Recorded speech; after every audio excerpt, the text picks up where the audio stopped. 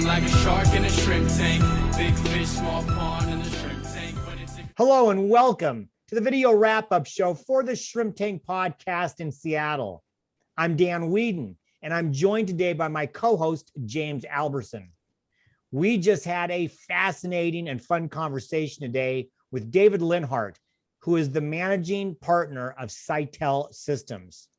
You are going to want to watch the entire episode. So please subscribe wherever you get your podcasts. We're on all the major platforms. You can also find all of our episodes on our website at shrimptankpodcast.com/Seattle. So, David, we spent a little bit of time, or actually maybe a lot of bit of time, talking about technology and IT and cyber. What is it, for those who may not know, what is it that a managed service provider does, and what makes Seitel Systems so unique? Sure. I think what makes Seitel Systems unique is we've got a great bunch of folks that are happy to, work with you and your business, small, medium, or large, partner with your existing IT staff to get things done, or in the event you don't have an IT staff, we are more than happy to be your IT department. But our job is to help you be successful at doing what you do by making sure that your technology helps you out along the way.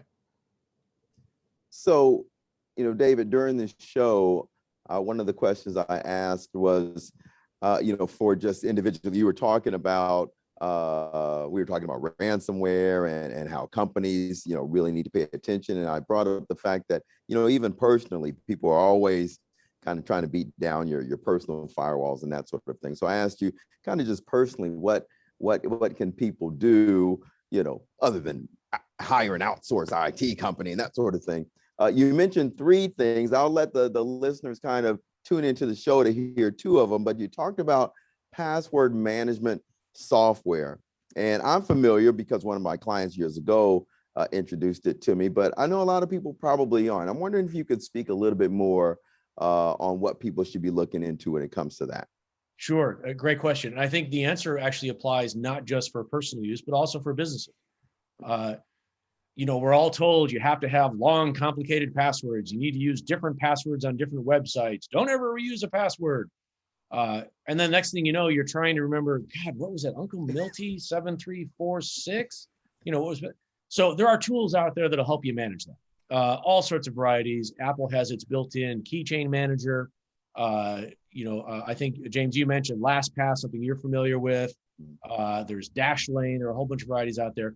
But there are products designed specifically to safely and securely store all of your passwords and present them to you as needed when you need to log into a specific website for a specific service. So, don't fall behind the times. Don't ignore advice because it's just difficult. Get a good password management solution, put it in place, and make sure you're following all the good rules about length and complexity and special characters and, preserving data. In the event that you're using one for your business, now you have those passwords readily available for the right authorized people. And you don't worry about, gosh, what if Dan is on vacation and I need to log into the Shrimp Tank website, but only Dan knows the password? Well, you log into the company's password management solution, and assuming you have the right access, boom, there it is. Similarly, hey, your wife's out for bunko night and you're home trying to log into the Comcast account because this is your chance to sign up for the new pay-per-view specials, and you need to find the password. Well, you log into Dashlane or LastPass or whatever it is, and there's your information kept nice and safe and readily available for you. Sounds good. Sounds good. All right. So I know the listeners out there, I know that probably intrigued them to say, man, I've listened to the whole show, but I want to contact David and Seitel Systems, maybe a small business owner. He seems like he knows his stuff. How do they get in touch with you? What's the best way? Sure. Well, first off, they missed out on the whole discussion of the penguins and the bees and all the other great stuff that we covered during the podcast. So you got to tune in for that and that alone. But if you're intrigued about what we do in terms of IT engineering, the services we provide, come on down to the friendly confines of SeitelSystems.com. Check out our blog. Take a look at our people. You're welcome to reach out to me or just hit the info at button, whatever works for you.